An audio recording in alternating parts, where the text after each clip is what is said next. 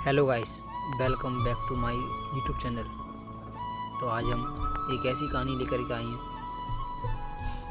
जो आपको सिखाएगी कि किस तरह से ब्याह करना चाहिए। बहुत दिनों की बात है, रामनगर गांव में एक दयालु नाथ नाम का एक पहलवान था। उसका नाम तो दयालु था, पर दया उसके स्वभाव में नहीं था। उसकी माँ का नाम सीता था। उसने मेहनत मजदूरी करके दयालु नाथ को पाल पोस कर बड़ा किया। वो बेटा जो कि 10 वर्ष बाद बड़े ही मन्नतों से पैदा हुआ था, छोटे से ही वह बहुत ही बदमाश था। गांव के सभी बच्चों से हमेशा लड़ता झगड़ता रहता था। माँ सोचती अभी छोटा है इसीलिए ऐसा करता है, बड़े होने पर नहीं किया करेगा। कुछ सालों बाद जब वह बड़ा हुआ, फिर भी उसकी आदत वैसे ही थी, और तो वह अपनी माँ की इज्जत भी नहीं किया करता था। फिर भी माँ उसे कुछ नहीं कहती थी। वह उसकी गलतियों को अनदेखा करती थी।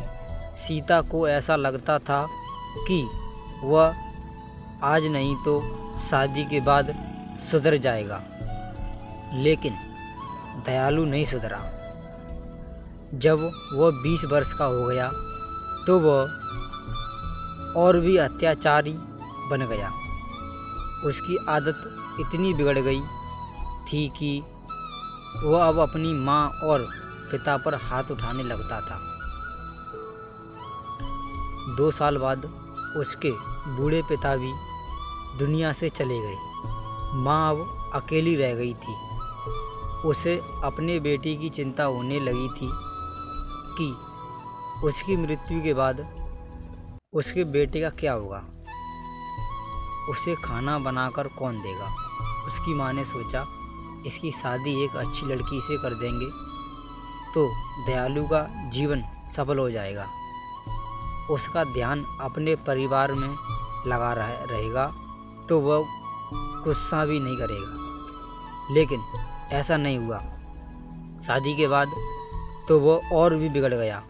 पत्नी पुष्पा तथा अपनी सास देविका, जो कि 2 दिन के लिए अपनी बेटी के घर पर मिलने आई हुई थी, उसे भी एक दिन दयालु ने शराब के नशे में आकर मारा और गाली गलौज किया।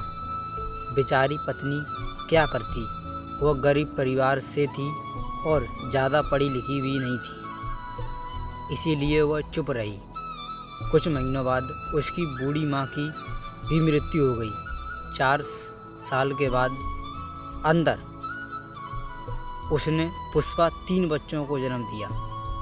दयालु उन बच्चों को भी मारा पीटा करता था। पुष्पा ये गम सहती गई और कुछ न कह पाती थी। नौकरों की तरह घर के सारे काम किया करती थी। रात को भी वह चैन की सांस नहीं ले पाती थी।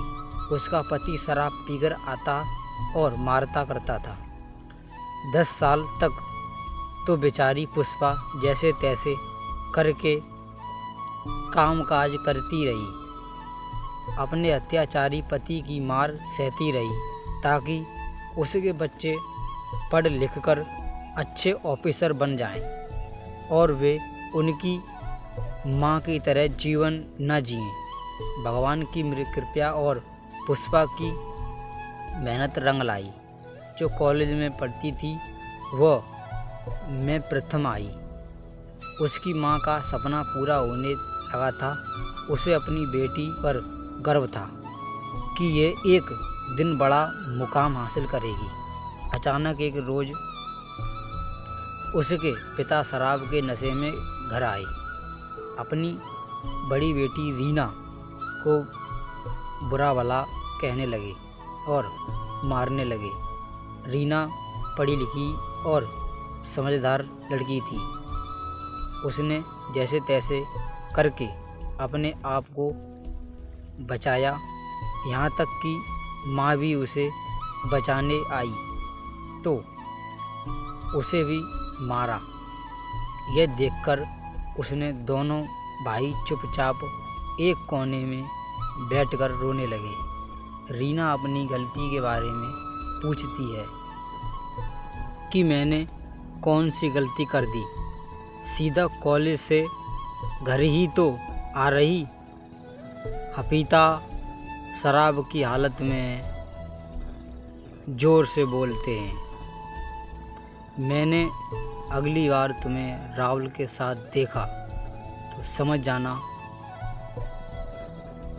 रीना मध्य स्वर में, राहुल मेरे कक्षा में पढ़ता है और वह मेरा अच्छा मित्र है। पिता ने कहा, मैंने तुम्हें इतना बड़ा क्या राहुल के लिए किया है कि तुम उसके साथ चली जाओ। तुम्हारे ऊपर और तुम्हारे शरीर के ऊपर सिर्फ मेरा ही हक है, इसे मैं किसी और के हवाले नहीं कर सकता हूँ। रीना और उसकी माँ यह वाक्य सुनते ही चुप हो गई और अपने मन में सोचने लगे कि ये पिता है कि हैवान। रीना अब इस घर में एक पल के लिए भी नहीं रुकना चाहती थी, क्योंकि हर रोज के नाटक से वह थक चुकी थी। आज तो उसके पिता ने इंसानियत का हद ही पार कर दिया था। अब उसे पिता नाम से भी घृणा होने लगी थी। आसपास के लोग भी उनकी मदद करने से डरते थे। किसी ने उनकी मदद की तो उसके पिता पड़ोसी लोगों से भी लड़ाई करते थे।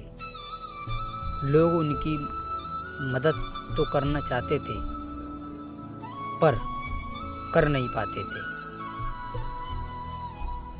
उसकी माँ ने उसके लिए इतना संघर्ष किया था, उसे रीना पूरा करना चाहती थी। एक दिन जब उसके पिता घर से किसी काम के लिए 2 दिन के लिए बाहर चले गए थे, तभी पुष्पा ने सोचा ये अच्छा मौका है। रोज रोज के झगड़े से तंग आकर पुष्पा ने रीना की शादी अपने सहेली के बेटे राहुल, जो कि उसके ही कक्षा में पढ़ता था, उससे करा दी थी और अपनी बेटी को इस नरक से निकाल देती है। उसी रात रीना और राहुल उस गांव से चले जाते हैं और नागपुर शहर में जाकर अपनी आगे की पढ़ाई करते हैं। घर पर जब उसके पिता को ये बात पता चलती है तो हमेशा की तरह फिर से लड़ाई होती है, लेकिन आज के इस लड़ाई से पुष्पा को बहुत सुख पैसम बीतता गया। जल्द ही रीना वकील बन गई। उसने अपनी माँ पुष्पा को उस नरक से आज़ादी दिलाई और अपनी माँ सहित दोनों छोटे भाइयों को अपने साथ अपने घर में रखकर अच्छी तरह से पढ़ा लिखा रही है। आज वे सब एक समान का जीवन व्यतीत कर रहे हैं। अतः पुष्पा का ये संघर्ष पूरा हुआ। उधर उसके पिता अब अकेले अपनी जिंदगी जी रही हैं। कोई भी उन्हें खाने के लिए नहीं देता है। जैसे तैसे वह पापी अपना जीवन जी रहा है, या कह सकते हैं कि अपने कर्मों का सजा भुगत रहा है। इसीलिए ऐसा कहा जाता है कि धरती पर स्वर्ग और नरक है। जो जैसा कर्म करेगा उससे वैसा ही भुगतना पड़ेगा। इसीलिए सबके साथ अच्छा व्यवहार करना चाहिए, ताकि हमारे साथ भी लोग अच्छा व्यवहार करें। हेलो गाइस, थैंक यू इस कहानी को पढ़ने के लिए। अगर हमारे चैनल को अभी आपने सब्सक्राइब नहीं किया है तो कन्हैयालाल मोटिवेशन उसे सब्सक्राइब करें, लाइक करें और शेयर करें। और ऐसी वीडियो पाने के लिए हमारा बेल आइकन ज़रूर दबाएं। Thank you.